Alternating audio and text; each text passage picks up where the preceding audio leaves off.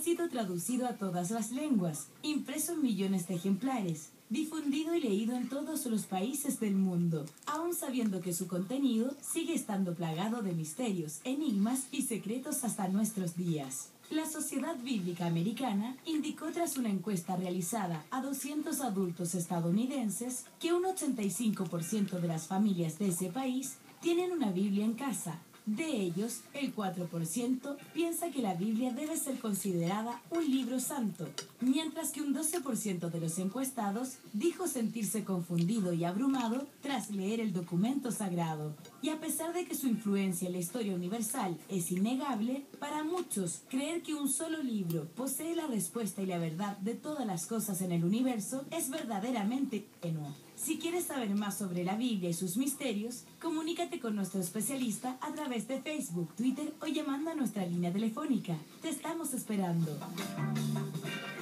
Así es, 562-2777-5126. Ya las redes sociales han capturado muchísimas inquietudes de parte de ustedes y todas las que quieran respecto de los misterios de la Biblia. Aquí todas las opiniones, siempre cuando sean realizadas con mucho respeto, todas tienen, por supuesto, cabida. A don Hugo Cepeda ya lo presentamos. Y lo primero que quiero preguntarle a don Hugo, que ha sido una inquietud de muchos, ¿quiénes escribieron la Biblia? Bueno, quienes escriben la Biblia son llamados agiógrafos, escritores sagrados. Son varios los que han escrito la Biblia, porque depende de qué estilo se ha utilizado. Por ejemplo, en el Génesis, en la primera parte del Génesis, la primera narración de la creación es el estilo sacerdotal. O sea, el mensaje ahí es precisamente litúrgico. Pero ustedes los 7 días, ¿no? Se habla de la creación del hombre sin explicar cómo se creó, sino que dice varón y hembra lo creó y el destino es del hombre, o sea, de ambos. Ahí no hay jerarquías, esas pensaron después. Y la segunda narración, cuando se habla de la costilla, cuando se habla del barro, es lo que se llama la clave llavística. Y es más antigua la llavística que la sacerdotal. O sea, la segunda narración de la creación es más antigua que la primera. Es decir, el Génesis se habría escrito posteriormente, exactamente, se escribió más o menos, se le atribuye siempre piadosamente a Moisés. Pero es discutible que haya sido él personalmente. Es un conjunto de autores, porque lo importante en la Biblia es que sea inspirada por Dios, porque es la palabra de Dios. Entonces, ¿cómo inspira? Palabra de Dios que es escrita por hombres. Escrita por hombres. Y aquí viene una cosa bien importante.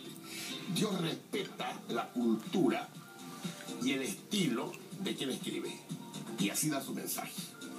Por ejemplo, ¿cómo actúa Dios? En primer lugar, Dios mueve la voluntad del geógrafo para que se decida escribir. Enseguida lo ilumina acerca de lo que debe escribir. Tercero, lo asistamente se escribe. Y finalmente, el último momento, da el sello de autenticidad a lo escrito, de manera que lo escrito es la palabra de Dios, pero respetando los estilos. Por ejemplo, voy a poner un ejemplo típico. Un bereber del desierto que ha escrito estas cosas, para él, ¿qué es el paraíso? Un jardín lleno de flores, cascaditas de agua, frutas, que realmente es una cosa hermosísima para un bereber. Entonces, sobre eso hace la simbología, porque en la Biblia hay muchos símbolos también. ¿Pero la Biblia es de origen divino? Sí, tiene como autor principal a Dios. El instrumento es el escritor bíblico o el geógrafo. Ahora, lo que es importante es que allí hay más, en la segunda narración, es más rica alegóricamente que la primera. Y se usa la alegoría. Se usa, por ejemplo, la metáfora. Yo voy a poner un ejemplo. ¿Quién describe mejor el dolor humano? ¿Un patólogo o un poeta? El poeta. Y el poeta usa la alegoría. Por lo tanto, el usar la alegoría no significa que se está mintiendo, sino que se está universalizando lo que se dice. Y eso es lo que ocurre generalmente con la Biblia. Lleno de mensajes del Facebook, a ver, Elena. Absolutamente lleno. Por ejemplo, Isaías Lelo Quintanilla, refiriéndose a este tema, dice: muchos no creen en la Biblia, ni menos en todos los acontecimientos que ahí se relatan. Pero hay muchos descubrimientos arqueológicos que no se pueden negar. La Biblia es un libro lleno de valores y principios a seguir.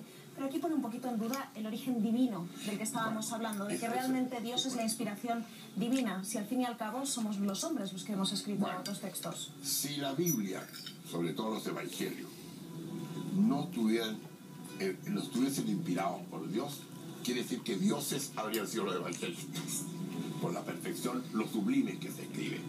Lo que ocurre sí es que no todo lo que aparece allí textualmente es verdadero desde el punto de vista científico, pero se va más allá de la ciencia. Por ejemplo, nosotros usamos una alegoría. Yo digo, ese hombre tiene un corazón de piedra. Todos sabemos que todos los corazones son de carne, por lo tanto, científicamente es un error. Pero ¿qué significa la universalidad? Que es un hombre sin sentimiento. Y esto lo digo ahora, aquí, en Noruega y en la Cochinchina.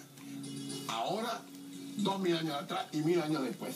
O sea, es un lenguaje universal, diciendo eso. Verdad es universal. Universal. En esa forma está escrita la Biblia. Y ahí es lo maravilloso para mí. Por ejemplo, en la historia de la caída. De la caída de nuestros primeros padres. En primer lugar, se habla, como decía el profesor Belis Mesa, se habla del fruto, no se habla de manzana. Esto es una claro, esta es una simbología. ¿Por qué? Porque Dios creó a nuestros primeros padres en insignia y sabiduría como sus hijos. Dijo, hagamos al hombre a nuestra imagen y semejanza. ¿Y por qué somos hechos a la imagen y semejanza de Dios? Porque nosotros somos personas y Dios también es persona. Y en eso consiste la semejanza que tenemos con Él. Entonces Él les dijo, bien, les entrego el trabajo de la tierra para que vosotros podáis hacerla producir. Y le entregó todo el árbol de la vida, o sea, la inmortalidad. Pero le dijo, podéis comer del fruto de todos los árboles del paraíso, menos de ese que es de la ciencia del bien y el mal. Y la ciencia del bien y del mal es la moral. O sea, la moral que tiene que obedecer a ciertos cartabones, a ciertas reglas. Y eso precisamente las dio Dios. Reglas morales. Reglas morales. Entonces, al falta, ¿qué pasó? El hombre quiso ser Dios. ¿Y cuándo el hombre quiere ser Dios? A insinuación y persuasión del diablo, por demás, representado por la serpiente. ¿En qué sentido? ¿En qué quiso ser Dios? No sabía, no iba a crear el mundo, sino que dijo, mire, yo no necesito a Dios. A mí me convenció el diablo que en realidad nosotros podemos realizarnos plenamente en la vida sin Dios. Y ahí comió el fruto prohibido. En ese sentido. Hace no tiene nada que el concepto tampoco por suyo, marido y mujer. Esa es otra cosa que siempre se... No tiene nada que ver. Ahora, nada lo que que ver. sí, que al pecar se simboliza el desorden interno nuestro. Y es por eso que ellos se avergüenzan de estar desnudos y se ponen unas hojas. Se tapan. Y enseguida hay una cosa muy importante, que es maravillosa, cuando Dios sale al fresco de la tarde a ver a sus amigos. Ven ustedes, totalmente antropomórfico todo esto, al alcance de todo el mundo. Y al no encontrarlos, los descubre escondidos. Y le dice a Adán, ¿y por qué estás escondido? Porque tuve miedo y me escondí. ¿Y a qué has tenido miedo? Porque estaba desnudo. ¿Y quién te ha dicho que estar desnudo es malo? ¿Es que acaso comiste el fruto del que te prohibí? Y ahí viene la castigo, y precisamente, ¿qué es lo primero que hacen? Cuando dos personas más cometen un acto indebido, se echan la culpa mutuamente. Nadie asume responsabilidad. ¿Qué le dijo Adán a Dios? Mira, le dijo, tratar a la mujer que tú me diste. Esa la que tú me diste, pues esa me debo de comer. Y cuando él se dirige a la mujer, ¿por qué lo hiciste? La serpiente me engañó. No, tenemos a la gente opinando. Tenemos a la gente opinando y están muy prendidas las redes sociales. Isabel Bravo, por ejemplo, nos dice que según ella ha leído y escuchado en algunos documentales, en el Vaticano tienen algunos escritos que son parte de la Biblia, en donde describen la vida de Jesús desde los 13 a los 31 años, en que reaparece ya como el Hijo de Dios. Esos escritos echarían por tierra varias teorías que los católicos y otras religiones similares han mantenido como única verdad. Yo personalmente pienso que hubo en la Tierra seres superiores a nosotros y hay evidencia de eso, o nuestros ancestros eran más inteligentes que nosotros. Mucha gente no quiere abrir su mente por miedo a traicionar la fe que tenemos en la existencia de Dios. Y yo en parte puedo entender, he escuchado muchos comentarios que efectivamente dicen cómo podemos aunar la Biblia, la escritura sagrada, con por ejemplo las teorías científicas, la evolución, que realmente les daban perdidos y venimos del mono. Se siguen enfrentando una vez más el origen divino versus el origen científico. No hay oposición. Como dice San Agustín, la Biblia nos enseña cómo llegar al cielo y no de qué están hechos los cielos. Yo me recuerdo que un profesor mío no era religioso, decía la Biblia es ridícula. ¿Cómo se le ocurre eso? Primero, Dios crea la luz. Si la luz, bueno, la luz se creó en el fondo, el sol se creó 4 días más tarde. Él creía de aquella época que realmente el sol daba la luz al universo. Lo que Dios debe haber dicho primero se crea el átomo, porque como ustedes saben, dijo, no hay nada más chico que el átomo. Todavía no sabía la existencia ni neutrones, ni protones, ni electrones, absolutamente nada de eso. Imagínense ustedes que Dios le hubiese hecho caso al profesor mío, le estaríamos riendo a la vida. ¿Por qué? Porque el acierto científico no siempre es universal. Y a veces la ciencia va cambiando y se va modificando. El lenguaje tiene que ser universal, para siempre. Y es por eso que se usa el lenguaje alegórico. Y ahora, respecto a lo que dice usted, bueno, en el Vaticano no hay ningún libro de esos de que se habla. Lo que parece, no hay conspiración, lo que se habla algunas veces... Hay películas. Claro, se habla mucho de eso. Está, por ejemplo, el Código Da Vinci, y se inventa... Ah, exactamente. Y se habla de eso, pero eso son novelas. Porque hay una cosa que es interesante, que hay unos evangelios apócrifos también, que no tienen autorización canónica, que se ve que la iglesia no los recibió como oficiales, porque se contradicen con los otros. Porque en aquella época venía ya de los griegos una tendencia filosófica importante que es la gnosis, para la gente de mente más ilustrada, más elevada. Entonces ellos creían que tenían que tener una revelación especial. En circunstancias que Jesús le habló a la gente sencilla, con parábolas, no a los grandes sabios, sino que a la gente que no eran sabios. Entonces ahí a veces se interpreta mal. Por ejemplo, en un evangelio que se llama de la Magdalena, se queja San Pedro que Dios lo besó en la boca una vez, en cambio la Magdalena 3 veces. Pero el significado del beso es distinto al sexual. Entre los gnósticos es la transmisión de la sabiduría. Además, otra cosa muy curiosa, en los evangelios apócrifos aparecen ciertos personajes que no aparecen en los evangelios oficiales. El nombre de San Joaquín y Santa Ana, los padres de la Virgen. De Dimas y Gesta, los nombres de los ladrones que están en la cruz.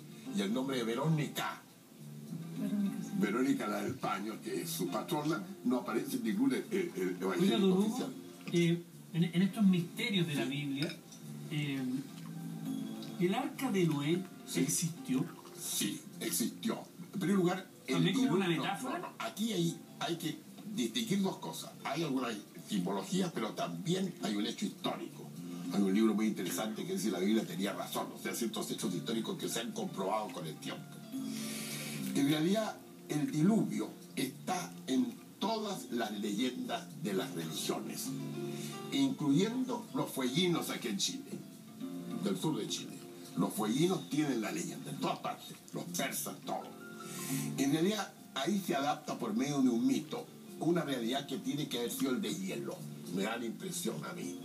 Y eso, y las arcas, el porqué del arca, el arca han hecho investigaciones. Según dice la Biblia, el arca se posó, terminado el diluvio, en el monte Ararat, que está entre Turquía y Rusia, en Armenia actualmente. El monte no es un cerro como el Santa Lucía o el San Cristóbal, que el Chivo Cerro aislado, sino que es una cadena, casi una cordillera, así como es, por ejemplo, en otras partes, el Olimpo, porque el Olimpo no es un cerro determinado, sino que es un conjunto de montes. Una cadena montañosa. Una cadena pequeña montañosa. Y ahí es muy difícil distinguir las cosas. Pero se han hecho estudios. El zar de Rusia, antes de comenzar la Primera Guerra Mundial, mandó un regimiento a hacer un estudio y se descubrió parte del arca y se sacaron fotografías. Posteriormente hubo una avalancha, una luz que destruyó casi todo. Y ahora más o menos unos 30 o 40 años atrás se realizó nuevamente una expedición y lograron encontrar de lejos, se pudieron sacar fotografías precisamente del arca. Llegar es difícil porque los caminos en la montaña son muy complicados. Así que científicamente se ha logrado establecer que algo hay en el monte Ararat. Sí, Soriano, ¿qué dice la gente? Continuamos y por ejemplo tenemos a Luis Chan y a Leonardo Villalobos que están de acuerdo los dos, que dice con el debido respeto que se merecen todos sus creyentes y seguidores de la Biblia y otras religiones, todas son simplemente historias que inspiran a mucha gente a buscar la paz y el sentido de sus vidas. Y Leonardo también nos dice que para mí, con el respeto que merecen todos los creyentes, la Biblia es la respuesta al miedo a lo desconocido. La Biblia es un libro que rememora los hechos de la época, pero no es la verdad absoluta, supongo haciendo referencia a las alegorías. Nadie la tiene. Creer tenerla es ser demasiado arrogante. Muchas gracias a nuestro amigo que están a través de las redes sociales, desde Suecia precisamente. Bien. En realidad, hay algo que es muy importante. La Biblia, además de la palabra de Dios, es el más humano de los libros. Esta frase la dijo un comunista chileno, un dirigente comunista chileno, Volodya Taitemo, que él siempre en su velador tenía la Biblia y le preguntaron: si usted, señor, es ateo, ¿y cómo tiene precisamente la Biblia? Porque es el más humano de los libros. Y de real da respuestas no solamente sobrenaturales, sino que respuestas humanas. ¿Por qué? Porque realmente la palabra de Dios es para los hombres con toda su problemática existencial, sus dolores, sus alegrías, incluso sus pasiones. En la Biblia, por ejemplo, hay casos pasionales terribles, empezando por el rey David. El rey David, pues, adúltero 2 veces, 3 veces adúltero. Y al final, con la que no era adúltera, que era sulamita, ella solamente estaba, ya era viejo ya, para acostarse con él, solo para calentarlo cuando hacía frío. Ni siquiera, pero las 3 primeras mujeres que le Nosotros no hacemos farándula, esto es una opinión de...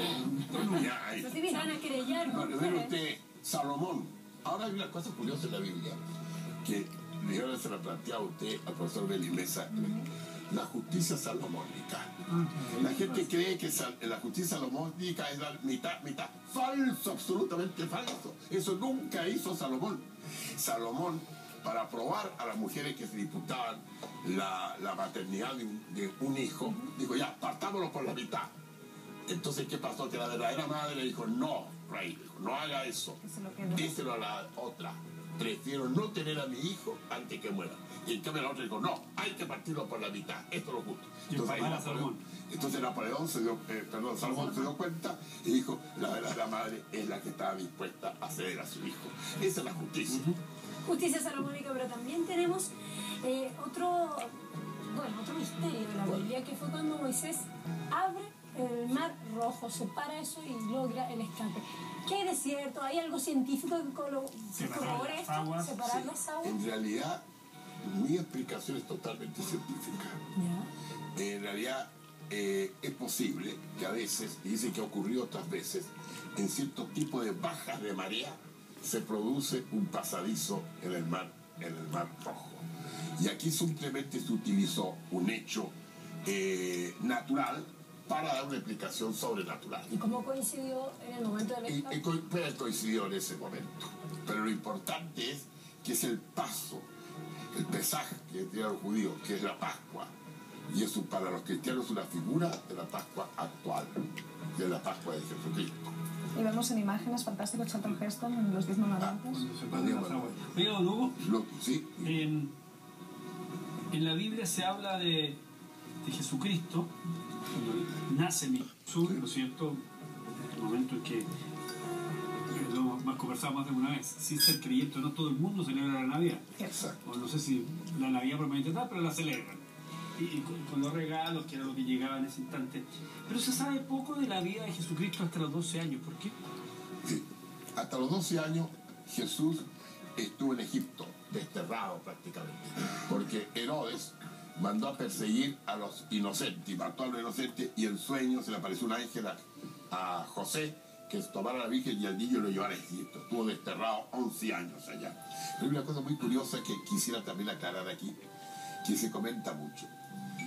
Si la Virgen tuvo más hijos o no. Interesante. O sea, si Jesús tuvo hermanos. Tuvo hermanos. Fíjense que es muy curioso. Y hay un argumento práctico, absolutamente práctico. Cuando Jesús estaba en la cruz, le dijo a su madre: madre, he ahí a tu hijo. Por el apóstol San Juan, que no era su hermano. Y el apóstol San Juan le dijo: hijo, he ahí a tu madre. Si Jesucristo hubiese tenido otros hermanos, ¿por qué no le encargó su madre a los otros hijos? Sino que simplemente a una persona que le extraña a la familia. Además, también la virginidad de la Virgen fue incluso después del parto. ¿Y por qué? Porque aunque dice el Evangelio, y que en realidad su hijo, hasta que dio a luz su hijo. La palabra hasta en idioma antiguo quiere decir también nunca jamás. Ejemplo, cuando Mical, hija de David, este está en el libro de Samuel, estaba mirando por la ventana cuando David iba presidiendo el desfile con el Arca de la Alianza. Y David empezó a bailar y le dio por hacer striptease y se desnudó frente al Arca de la Alianza. Y Mical se rió de David. Y dice, y Dios la castigó y no tuvo más hijos hasta el día de su muerte. O sea, la hasta significa también nunca jamás. Y además tiene un hermano. Sabemos perfectamente que Abraham y Lot eran tío y sobrino. Pero ahí en la Biblia se dice que Lot le dice, mira, no tengamos dificultad entre nosotros porque somos hermanos. O sea, el término hermano abarca también los miembros del clan, no solamente a los que son hermanos canales. Sigamos con la gente. Sigamos con la gente, pero antes me gustaría aclarar una duda, porque tenía entendido que también en el Evangelio de San Mateo y San Marcos aparecían ciertas alusiones a posibles hermanos de Jesús de Nazaret, ¿no? Sí, aparece, pero en ese sentido, el término hermanos en las lenguas antiguas de origen semita no solamente se refiere a los hijos de padre o madre o de ambos. Lo que decíamos de clanes. Claro, se refiere de tribus, de clanes, se les llama también hermanos. E incluso se habla de uno de los apóstoles, el hermano del Señor, y sabemos que era la madre. Aquí tenemos también en las redes sociales Ingrid Rinche Aravena, dice que está en un curso en un centro diocesano y justamente en la última clase vimos que la Biblia está escrita en varios géneros literarios, lo que comentábamos al principio, y se debe descubrir en qué tiempo fue escrita para poder llevarla a la vida de hoy. Es decir, tiene varias interpretaciones en el transcurso de la historia, entonces, ¿no? Exactamente. En realidad, nosotros tenemos que interpretar la Biblia para actualizarla plenamente, aunque siempre la palabra de Dios, si en ese momento se está dirigiendo, ¿a quién se está dirigiendo? Se dirige a todos nosotros siempre la Biblia, pero se pone más énfasis en una cosa que en otra. Por ejemplo, vamos a poner un ejemplo. Abraham. ¿Qué fue lo que Dios le pidió a Abraham? Fe y obediencia. Nada más, no le pidió castidad matrimonial, y prueba de ello que no practicó la castidad matrimonial. Pero lo que Dios le pidió, que fue fe y obediencia, Abraham fue heroico, por eso es que nuestro padre era fe. Y vean ustedes, tú a punto de sacrificar a su propio hijo, porque Dios se lo había pedido. Si no lo ataca el ángel, lo mata. Y además la obediencia, y la fe, cuando le dice tú vas a ser padre de una multitud del pueblo, tus hijos serán más numerosos que las estrellas del cielo y que la arena del mar. Y el tipo tenía 99 años. Entonces, evidentemente, era muy difícil. Digamos que hecho que ha generado polémica y se han hecho documentales y que es como otro misterio, que dicen que María Magdalena no fue una prostituta y que de hecho fue un apóstol de Jesús, el apóstol número 13, seguidora de él y una de sus preferidas, y que dicen que Pedro, o sea, los que escribieron después la Biblia, por celos, la excluyeron y le dieron ese papel. En realidad es difícil saber qué papel jugó la Magdalena. Y además, ¿quién es la Magdalena? Porque hay tres posibilidades. Uno, que haya sido la María, hermana de Lázaro, que contemplaba al Señor y ella dijo, el Señor dijo que eligió la mejor parte. Otro, la mujer que llegó, saludó al Señor y le lavó los pies.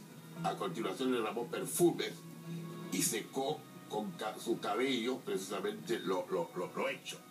Y precisamente el Señor le dijo a los hijos, cuando reclamó Judas, y la plata estamos gastando en eso, hay que hacerlo por los pobres, tenéis siempre contigo, con vosotros y no a mí. Y se calcula también que puede ser otra de la cual se le expulsaron, que va a María, que le expulsaron 6 demonios. 6 demonios. Ahora, yo no sé, no se sabe al menos exactamente a cuál fue la que dijo, mucho amado, por lo tanto mucho se le ha perdonado. Que sería la que estamos comentando en este momento. De nuevo, ¿cuál es la relación que hay Nuevo Testamento, Antiguo Testamento, Biblia? Ya. La palabra Biblia es el conjunto, el libro, como explicó el profesor aquí delante. El libro por excelencia para la humanidad. Un libro que deben leerlo no solamente los creyentes en la Biblia, sino que toda persona culta. ¿Qué pasa? La Biblia nosotros el cristianismo la ha dividido en dos partes, lo que se llama el Antiguo Testamento y el Nuevo Testamento. Y dentro del Antiguo Testamento están los 5 primeros libros, que se llama la Torá para los judíos y Pentateuco para los griegos. El Antiguo Testamento, para los cristianos, el Antiguo Testamento es una figura del Nuevo Testamento. La circuncisión es una figura del bautismo, el paso al Mar Rojo es una figura de la Pascua. Todo se va prefigurando. Y es por eso que Jesús dice, no he venido a derogar la ley, sino que a darle cumplimiento. Entonces Él cumple, y cuando Él muere en la cruz, sus últimas palabras son, ya todo está consumado. O sea, con su sacrificio consuma todo lo que estaba predicho que tenía que ocurrir para abrir la nueva alianza. Antes estábamos hablando que aparecieron posteriormente jerarquías, que en el primer estadio de redacción de la Biblia no aparecían jerarquías. Antes estábamos hablando también de María Magdalena. ¿En qué momento se establece que el hombre tiene voluntad y derecho sobre la mujer y se somete a la figura femenina a la voluntad del hombre? Bueno, cuando es creado el hombre y la mujer, en la primera narración bíblica se habla que varón y hembra los creó. Creó al hombre, o sea, la especie, en igualdad de condiciones específicas. Y cuando en la segunda narración se habla de que Eva es tomada la costilla de Adán, Adán exclama, esta sí que es hueso de mis huesos y carne de mi carne. Y por eso será llamada varona, o sea, la jerarquía. Lo que ocurre es que después las cosas un poco cambiaron.